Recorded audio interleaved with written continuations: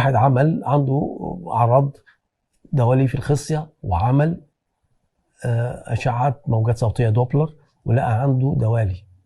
أنه دوالي أنا حقيقة ما بقولش نعمل إلا إذا كان عندنا دوالي من الدرجة الثانية مع ارتجاع أو درجة ثالثة بارتجاع أو بدون ارتجاع، فلازم يكون تصل إلى حد معين علشان نقدر نقول يلا إحنا عايزين نعملها بهذه الطريقة، عايزين نعالجها. كيف يتم علاج الدوالي؟ بطريقتين، طريقة جراحية وطريقة غير جراحية. يعني طريقة جراحية يعني نفتح ونربط الأوردة المتمددة دي. الطريقة الغير جراحية اللي هي بالأشعة التداخلية اللي هي حقن دوالي الخصية بتتم بقسطرة بدون فتح، بدون منشق، بدون مشرط. كل حاجة ليها ميزة وليها عيب، كل حاجة ليها ميزة وليها عيب، لكن بصفة عامة إلا الطريقتين لهم نتائج متوازية تقريبا.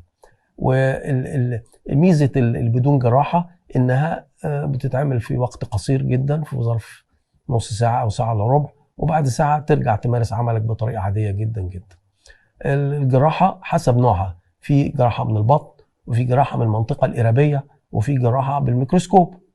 طبعا الجراحة الميكروسكوبية هي أفضلهم لأنها بتدينا أكبر نسبة من الأمان من الجراحة في كل الجراحات. لأن احنا أهم حاجة مشكلة الجراحات إن ساعات بيحصل إن الشريان اللي بيغذي الخصية بيتقفل، بيتربط، وإذا اتربط هيحصل ضمور في الخصية. بالميكروسكوبية بتتفادى هذا الموضوع. طبعا الموضوع إن احنا نقارن بين الاثنين هي مقارنة غير عادلة، لأن أنا لما أعمل العملية بدون جراحة وبدون مضاعفات شيء مختلف عن أن أنا أعملها ويحصل لي مضاعفات. بيحصل مضاعفات من الجراحة كتير قوي، بيحصل تكون سائل داخل الكيس بيتكون محتاج يتشفط كل شوية. حاجة تانية ممكن يحصل مشاكل في البربخ، حاجة تانية ممكن يحصل مشكلة في الخصية تؤدي إلى ضمور هذه الخصية.